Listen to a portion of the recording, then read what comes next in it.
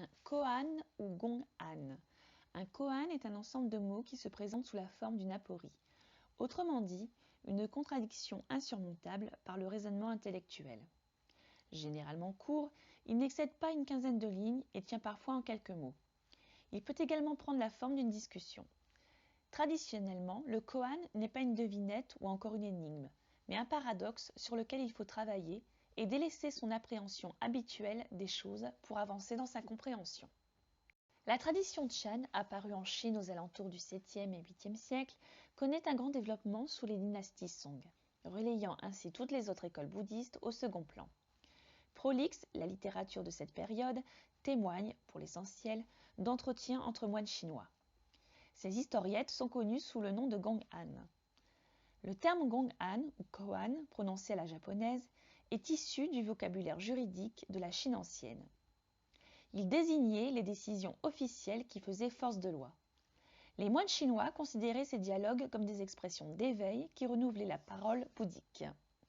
Ce sont lors de leur pèlerinage, une pratique fondamentale du bouddhisme Chan, que les moines allaient visiter un ou plusieurs maîtres dans le but de trouver un éveilleur. Qu'ils soient établis dans un monastère, dans un temple plus modeste ou vivant comme un ermite, le maître devait pouvoir bouleverser le pèlerin par sa seule rencontre, mais aussi par sa parole. Éric Romeluer, membre de l'association Un Zen occidental, explique « Selon l'expression zen, chacun recherche la parole vive, celle qui le transpercera totalement et le fera accéder à l'éveil intérieur. Les koans sont souvent remplis de formules déroutantes, inattendues et même paradoxales. Le caractère conventionnel du langage doit être dépassé au profit d'une parole vive qui ouvre sur une dimension d'éveil. Une fois dite, la parole vive est étudiée par le méditant jusqu'à atteindre le satori, l'éveil intérieur, la compréhension. En Chine, la tradition Chan s'est rapidement scindée en plusieurs sous-écoles. Mais les distinctions relèvent surtout d'un style d'enseignement ou une diction différente.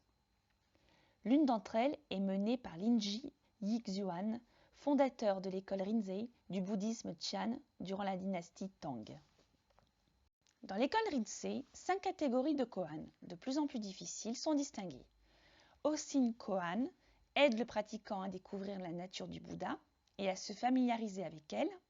Kikan koan dépasse le dualisme.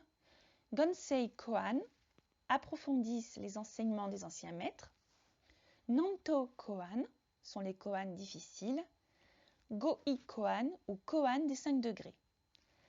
Certains koans peuvent être commentés, mais le commentaire n'apparaît pas ici comme une aide à sa compréhension, mais comme une piste à suivre dans son appréhension.